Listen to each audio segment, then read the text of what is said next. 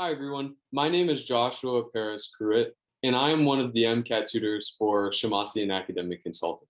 Today, I'll be going through what I believe is the best strategy for the CARS section. So let's jump right in.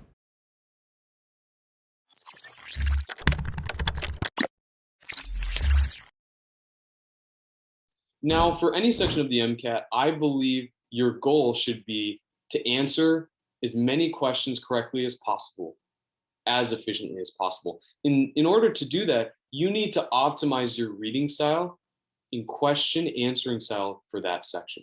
Choose a strategy that makes sense to you and choose a strategy that makes sense for you. So for your weaknesses, for your strengths. And then work to optimize it. So you're not done once you've chosen the strategy. You need to reflect on it anytime you complete a passage. So let's talk about reading strategy first. I think most students are most familiar with two types of reading styles: the Harry Potter reading style and the journal publication reading style.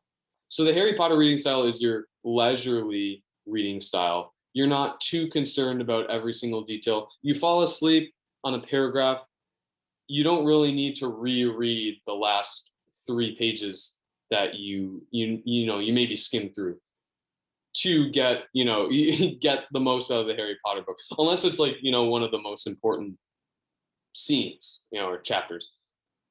That type of reading style isn't going to be the best for the car section, because while you're maximizing efficiency, you're probably reading through Harry Potter pretty quickly. You're not going to have enough information to correctly answer. Whereas for the journal publication style, you're taking a long, studious approach and you're making all these connections. You might have to do some background reading. You're maximizing the likelihood that you'll answer correctly, but you're going to run out of time. So I propose that you read somewhere in between.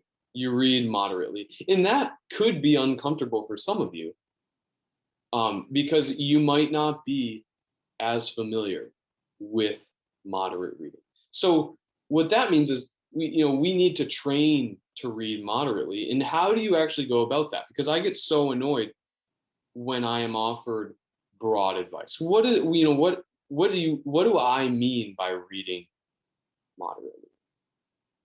I personally mean reading painfully slowly and steadily in the present. That's what I mean by moderate reading. So the painfully slowly piece, if I read at my normal pace for a CARS passage, I won't get enough out of it. I have to force myself to slow down. That's painful. That's painful for me, especially under a time pressure. Finally, or secondly, steadily. What do I mean by reading steadily? Well, I mean no rereading, and that will probably be uncomfortable for most of you. The next time you read a CARS passage, see how much you reread. I bet you reread a lot, but the sentences that you reread, they automatically become more important in your mind just because you've read through them twice. So no rereading. And then finally, focus on the present. Focus on the words that you are looking at. No need to make connections to previous paragraphs, in my opinion. No need to predict what's coming next. No need to be concerned about every single complex detail. Did I really understand that?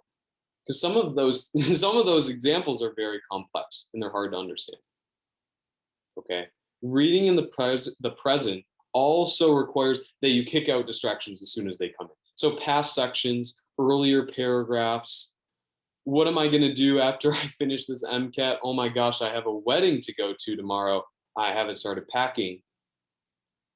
Practice kicking those out right now, because those are only going to get tougher to kick out on test day. So that's what I mean more precisely when I say read moderately. Okay, and then I also want you to read actively. In the way that you can accomplish active reading or ensure active reading is to use an outline. So write down paragraph summaries for each paragraph, and then write down at the end of the passage a passage main idea. Okay, so once you've gotten to the end of the passage, read all of your summaries, and based on their progression, write a main idea. Okay, so some paragraph summaries might not be as important to the passage summary as others will be. So for example, if the first paragraph is an intro paragraph, it might not be as important to the passage summary than a conclusion paragraph where the author pours all of these main ideas, and this is the culmination of my passage right here. These are the main ideas I'm telling you. Okay. I think you can accomplish summaries in 5 to 10 words. Abbreviate as much as possible without losing meaning. And you can truly answer so many questions just with these summaries. And I will tell you how to do that very shortly. But even if you don't end up using them to answer questions, they also have a second purpose. The paragraph summaries serve as a checkpoint to ensure you're actively reading. Because if you get to the end of a paragraph and your mind goes blank when you are trying to think of a paragraph summary, you probably didn't read actively. You can't think of a summary. You need to read more actively. So then in the next paragraph, you got to get back on track. Okay. And don't worry about making these summaries perfect. There's no such thing as a perfect summary, but make sure they're big picture and make sure you're focusing on the important sentences of that paragraph when writing your summary.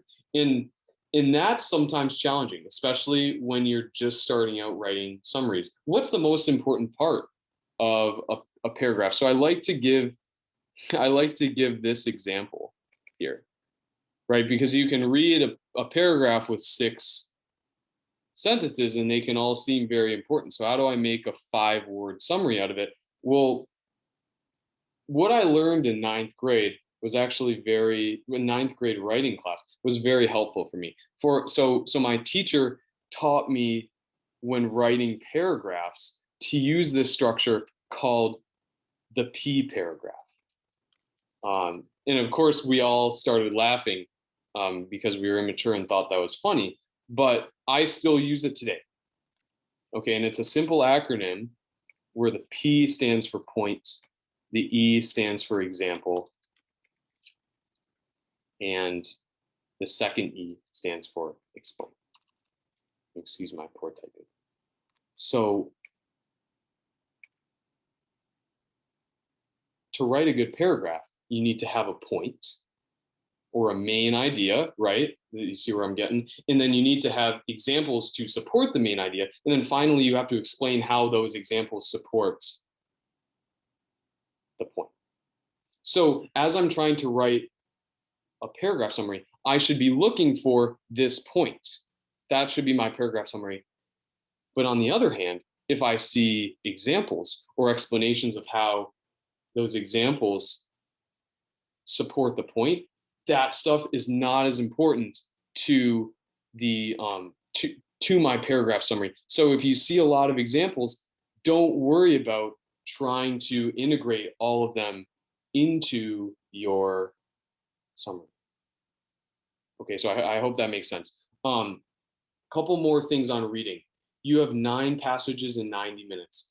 That means you have 10 minutes per passage. I used to tell my students to spend an average of 10 minutes on each passage, but that's kind of hard to plan out when you don't know where the difficult passages lie. And then you end up spending too much of your time on the hard passages and not enough time on the easier passages that you are more likely to do better on.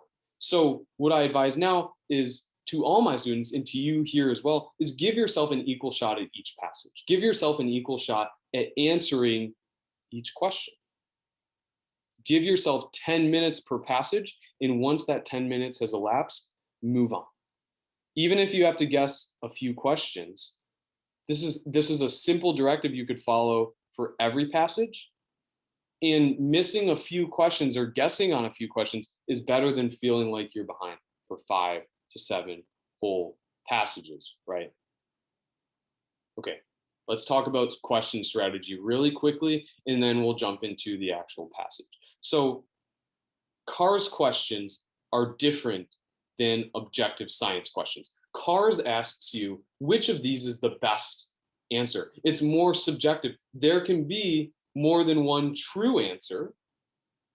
However, there's still only one correct answer. And that's the best, that's the best answer. So how do you choose the best answer? Well, first, you have to make sure you understand what the question is asking. Okay, so if you have to reread the question 2 or 3 times, I'm fine with that. Please do that. And then I'll ask you to predict what the best possible answer is. So how do you do that? Well, the best possible answer will have the most support for it. So follow this hierarchy. Passage main idea, paragraph summary, specific example sentence. An answer that is supported by the entire passage is a better answer. It has more supports than anything else, right? So that's why the best answer is supported by the passage main idea. Okay, if an answer is supported by the entire passage, it's better than an answer supported by a single paragraph, or in other words, an answer supported by a paragraph summary. And then an answer supported by a paragraph summary is better than an answer supported by a single example or a single sentence. Okay, so follow that hierarchy. But what you should notice is that makes the passage summary so incredibly helpful for predicting answers, because it's literally the strongest claim. It's the strongest support. Okay, so you made a prediction. Now you want to choose the answer that is most in line with your prediction. Don't do anything at that point except compare your prediction to the answer choices. There's no need to think about the question or the passage anymore. Okay, so here's a summary of my strategy. For reading, I want you to read moderately, slowly, painfully slowly, and steadily, without reading, or without rereading, and then outline. So that's how you're going to make sure you're critically and actively reading. Then for question strategy, understand the question and predict the best possible answer each time. This is a simple emotionless rubric. And that is something that you can follow regardless of how anxious you are. Okay, and that is super important for test day, right? As long as you follow the same strategies that you are following for your practice exams, even if you feel a little bit more anxious, you're going to score consistently. So before you take a passage every time, before you do a CARS passage, before you take a CARS entire section, preparatory thinking or mantra is key. So remind yourself of that strategy. You're going to trust that strategy. Okay. And if, I would highly recommend you try this strategy if it makes sense to you. If it doesn't, then you shouldn't use this strategy. But if it makes sense, give it a try. And it might feel weird at first because you're going to have to get used to this strategy. But over time, once you no longer have to think about the strategy, and once you're used to predicting, once you're used to summarizing, I think it'll be super helpful for you. This strategy, I think, is only helpful for about 3 out of 5 questions on average. And for the other ones, you're going to have to use a less efficient or optimized strategy. So for those types of questions, maybe you didn't make a prediction that was in line with any of the questions, or in line with any of the answer choices. Or maybe the question is very broad, so you don't even know where to begin with a prediction. Like maybe it's an infer or apply or imply question, right? A reasoning beyond the text. For those answers, or for those questions to choose the correct answer, I think the best strategy is process of elimination. And the specific way in which I do process of elimination on the MCAT in the CARS section is I try to identify why answer choices are wrong. Okay, so an answer choice could be the opposite of the correct answer. It could be something typically associated with the theme of the passage, but not something that the author discusses. It could be more extreme than the author's point of view, or it could just simply not answer the question. And usually those ones, at least for me, are the hardest ones to eliminate, because oftentimes it's literally a copy and pasted line from the passage, but it doesn't answer the question. So you need to, you need to make sure when you're choosing an answer, it actually answers the question. Okay, so that's my strategy, my secondary strategy. Now let's test it on an actual passage. I'll show you how I use this strategy. I'll show you how I use my primary strategy. And then hopefully I'll show you, okay, this is an example of a question where I need to go, I need to use a different strategy. And let me show you how I do that. Okay, so I'm going to bring up the passage right now. Let's see, where is it? And I'm going to share my screen with you all. Okay, this passage you can find online. It's a free CARS passage provided by Shemmassian. And if you go to the top, it's just the title of this website is How to Review MCAT CARS and Improve Your Score. There's a quite deal, there's quite a big deal of really helpful information in this document. So feel free to peruse it. And I believe it'll offer complementary information to what I am offering to you today. Okay, so let's see. All right. So I'm just going to go through it. Remember, when I'm reading the passage, I do several things. I read slowly but steadily, painfully slowly, and I read in the present. I shut literally every distraction out, and I'm going to make a paragraph summary after each paragraph. Okay. My first quarter at Lowood seemed an age, and not the golden age either. It comprised an irksome struggle with difficulties in habituating myself to new rules and unwanted tests. The fear of failure in these points harassed me worse than the physical hardships of my lot, though these were no trifles. During January, February, and part of March, the deep snows, and after their melting, the almost impassable roads prevented our stirring beyond the garden walls, except to go to church. But within these limits, we had to pass an hour every day in the open air. Our clothing was insufficient to protect us from the severe cold. We had no boots. The snow got into our shoes and melted there. Our ungloved hands became numbed and covered with chilblains. You see, I'm reading these examples. It seems like a lot of examples, as were our feet. I remember well the distracting irritation I endured from this cause every evening when my feet inflamed, in the torture of thrusting the swelled, raw, and stiff toes into my shoes in the morning. Okay, so for this paragraph, what I note is you have the first couple of sentences might have been the points here. And then the rest of this, starting with during January all the way till morning,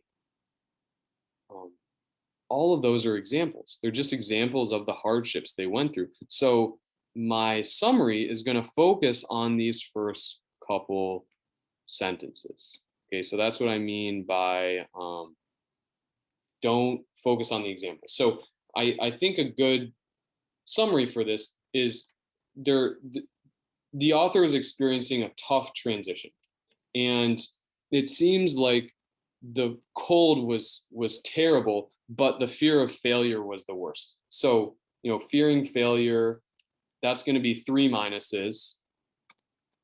And then the cold is going to be 1 minus, so the physical hardships. Okay, so that's my paragraph 1 summary. Okay. Then the scanty supply of food was distressing. With the keen appetites of growing children, we had scarcely sufficient to keep alive a delicate invalid. From this deficiency of nourishment resulted an abuse which pressed hardly on the younger pupils. Whenever the famished great girls had an opportunity, they would coax or menace the little ones out of their portion. Many a time I have shared between 2 claimants the precious morsel of brown bread distributed at tea time. After relinquishing to a third half the contents of my mug of coffee, I have swallowed the remainder with an accompaniment of secret tears, forced from me by the exigency of hunger. So it seems like she's or he's very, or they is very hungry. And it seems like these great girls take food. I can remember Miss Temple walking lightly and rapidly along our drooping line, her plaid cloak, which the frosty wind fluttered, gathered close about her, and encouraging us by precept and example to keep our spirits and march forward, as she said, like stalwart soldiers. The other teachers, poor things, were generally themselves too much dejected to attempt the task of cheering others. How we longed for the light and heart of a blazing fire when we got back. But the little ones, at least, to this was denied. Each hearth in the schoolroom was immediately surrounded by a double row of great girls, and behind them the younger children crouched in groups, wrapping their starved arms in their pinafores. So 2 things I note about this paragraph. Miss Temple is the only encouragement. And then finally, more about these great girls. So I'm just going to put that as 3 carats, referring to the previous paragraph. Okay, paragraph 4. I have not yet alluded to the visits of Mr. Brocklehurst, and indeed that gentleman was from home during the greater part of the first month after my arrival, perhaps prolonging his stay with his friend, the Archdeacon. His absence was a relief to me. I need not say that I have my own reasons for dreading his coming, but he did come, he did at last. Okay, so it seems like the narrator is afraid of this person, and this person arrived late. So I'm going to call Mr. Brocklehurst B, and I'm going to say he's late and he's dreaded. One afternoon, as I was sitting with a slate in my hand, puzzling over a sum in long division, my eyes, raising in abstraction to the window, caught sight of a figure just passing. I recognized almost instinctively that gaunt outline, and when 2 minutes after all the school teachers included rose in mass, it was not necessary for me to look up in order to ascertain whose entrance they greeted. A long stride measured the schoolroom, and presently beside Miss Temple, who herself had risen, stood the same black column who had frowned on me so ominously from the hearthrug of Gateshead. I now glanced sideways at this piece of architecture. Yes, I was right. It was Mr. Brocklehurst, buttoned up in a surtout, looking longer, narrower, and more rigid than other. Oh my gosh, the narrator doesn't seem to like this person. So I'm going to, put a couple minus signs by Mr. Brocklehurst. He's arrived. And it seems like the teachers respect him because they rose all in mass. So I'm going to put respected for that one. Okay. So I'm going to have to adjust my paragraph summaries in a bit, but let me just get through the rest of this passage. I had my own reasons for being dismayed at this apparition. Too well I remembered the perfidious hints given by Miss Reed about my disposition, the promise pledged by Mr. Brocklehurst to appraise Miss Temple and the teachers of my vicious nature. All along, I had been dreading the fulfillment of this promise. I had been looking out daily for the coming man, seems to be Mr. B, whose information respecting my past life in conversation was to brand me as a bad child forever. Now there he was. Okay, so for this one, the narrator is so worried about Mr. B sharing her past. Narrator dreads. I'm going to put narrator dreads B sharing past.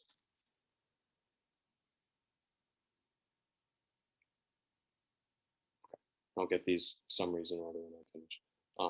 He stood at Miss Temple's side.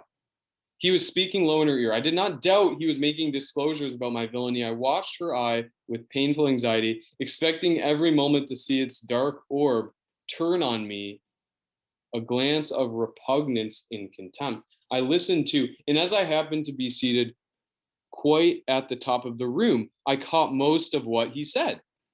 Its import relieved me from immediate apprehension. Okay, so its import relieved me from immediate apprehension. That to me makes me think that Mr. Brocklehurst didn't share whatever the narrator was dreading. Okay, so my summary for this is that B didn't disclose her past. Okay, so now I look at all these summaries. It seems like the narrators had a tough transition. The worst was failure. Mr. B arrives late. He's dreaded by the narrator. He's respected. But in the end, the narrator says that Mr. B doesn't disclose her past. So it seems like there's sort of a turning point in this last paragraph. And I don't exactly know what the narrator thinks about Mr. B now, because she thought he was going to share this information about her, but he hasn't.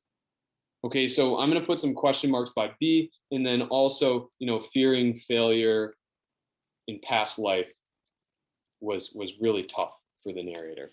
Okay, so that's my passage summary. Okay, so let's get to some of these questions. I know I'm running out of time here, so I'm only going to be able to choose some of them. So information from the passage suggests that Mr. Brocklehurst blank. Okay, well, I'm going to go straight to my paragraph summary. So in the paragraph summary, what I've written is that Mr. Brocklehurst is there's kind of some uncertainty with surrounding Mr. Brocklehurst. That is my passage summary. So if I find an answer choice that supports that, I think that's going to be the best, or that is in line with that. That's going to be the most strongly supported answer. So Mr. Brocklehurst disliked the author. It certainly seemed like that at the beginning of the passage, but not towards the end. We're not sure. Was the principal of the school? That's possible because he's in a position of power, but not directly stated. Revealed the author's secrets. I think that's an opposite. And was respected in the school. Okay, so I feel like these three I already disproved. And I remember somewhere I actually wrote respected. Yeah, so for paragraph 5, I said, Mr. B is respected. They all rose en masse for him. So I think D is the correct answer to that one. Let's go to,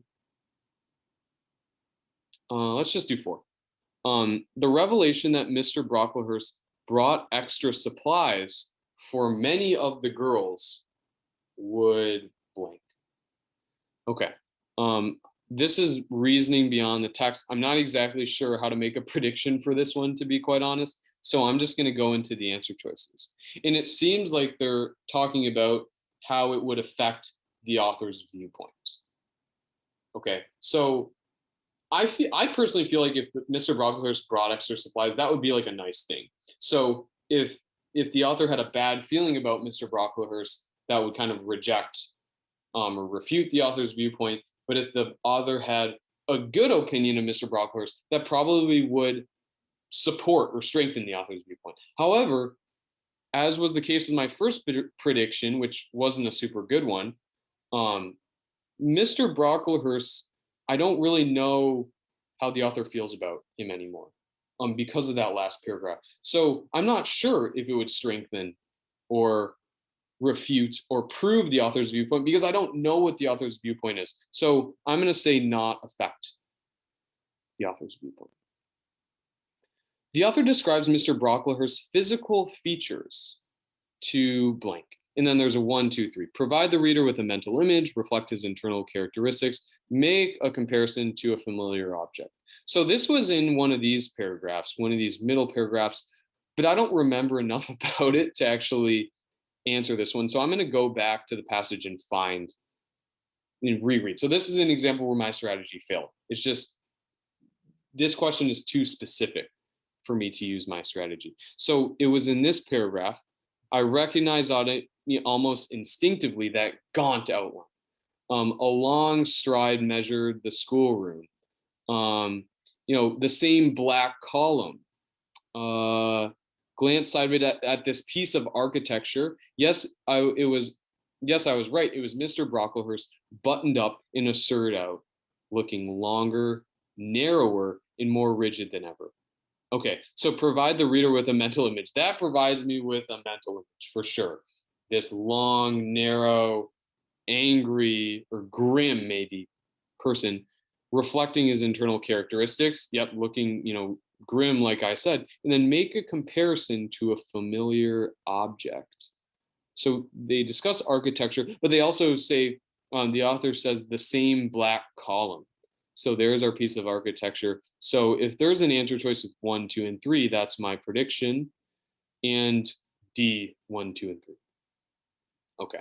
And then this is the last question that I'll do before wrapping up the passage. So based on the passage, the relationship between Miss Temple and the girls most closely resembles the relationship between blank.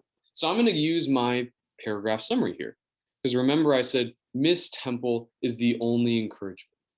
Also, she's a teacher. So if I can find somebody that is a position of authority or a teacher that is also encouraging,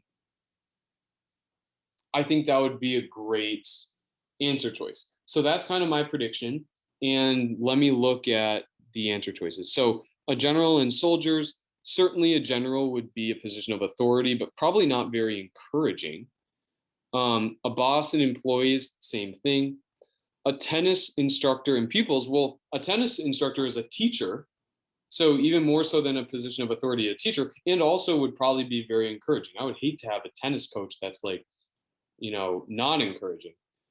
So I think C is a great answer. And then doctor and patients, I think because I'm in, somebody that is now admitted to medical school and going into medicine, I see doctors as teachers. I see them as encouraging. I see them kind of as positions of authority, but I think the better answer here is C. I think they're trying to tug at me and get me to, choose an answer that is more medically relevant. So I'm going to go with C for this one. So that's pretty much it for this passage. I hope that was really helpful for you. I hope that it's a strategy that actually makes sense for you. And just do me a couple favors. If you enjoyed this walkthrough, I put a lot of time into preparing for this video and sharing my strategy with you, let alone the actual time I spent developing this strategy. So if you like this video, if you actually liked this video, be sure to like it and subscribe to our channel. I've got some other videos, some of my fellow tutors that also have incredible advice, or maybe my advice isn't incredible, but I believe their advice is really helpful, incredible, and helped me when I was taking the MCAT. You can get some of that content as well. And that'll allow you to not miss out on any future videos that I post or others post as well. Also check out our high yield strategies. I've done a science section strategy, and there's this MCAT 528 series that'll really shoot your score up and get you on the right track for optimizing your potential score for the MCAT. Also, click the link in the description to sign up for practice questions. They're free practice questions. They're great practice questions. You want to get in every last bit of practice that you can before testing. And that's pretty much it. I wish you all the best. Happy studying and take care. That's all for today.